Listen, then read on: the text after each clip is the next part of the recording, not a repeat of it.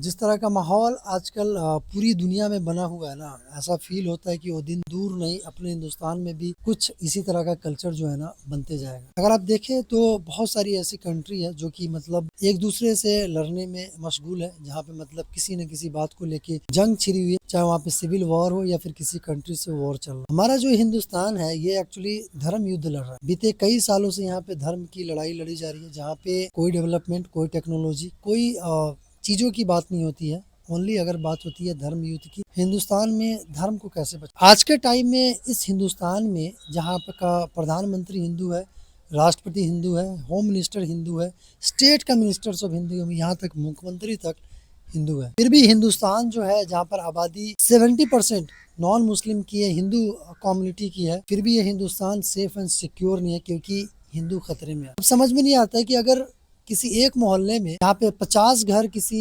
हिंदू भाई का हो और एक घर मुसलमान का हो, क्या वो 50 घर खतरे में शामिल हो जाता है? जबकि उस घर को नहीं, उस पूरे गांव को ऑपरेट करता है पूरा हिंदू भाई। उसी तरह पूरा हिंदुस्तान में हिंदुओं का राज है, फिर भी नेता लोग जो है वो एक्चुअली में कहते हैं कि हिंदुस्तान खतरे में है और हिंदू खतरे में है। हिंदुस्तान एक्चुअली ना खतरे में ना हिंदू खतरे में। एक्चुअली जो बीजेपी वाले हैं वो खतरे में, जो आरएसएस वाले हैं वो खतरे में, जो बजरंग दल वाले हैं वो खतरे में। पेट भरने के लिए, अपनी रोजी रोटी चलाने के लिए हिंदू और मुसलमान किए जाते हैं, मंदिर और मस्जिद जहाँ पे लड़ाया जाता है। अभी का जो माहौल है कुछ ऐसा ही बन गया जहाँ पे हिंदुत्व की बात होती है। ऐसा फील होता है कि अगर आप किसी हिंदू एरिया में चले जाओ, अगर आप मुसलमान हो, कोई चीज सेल कर रहे हो, तो बहुत मुश्किल है कि शायद आपका प्रोडक्ट वहाँ पे बिक जाए, फिर आप सेफली वहाँ से निकल कर आए। क्योंकि माहौल ही कुछ इस तरह का कल्चर बना दिया है कि सिर्फ हिंदू मुसलमान की होती है।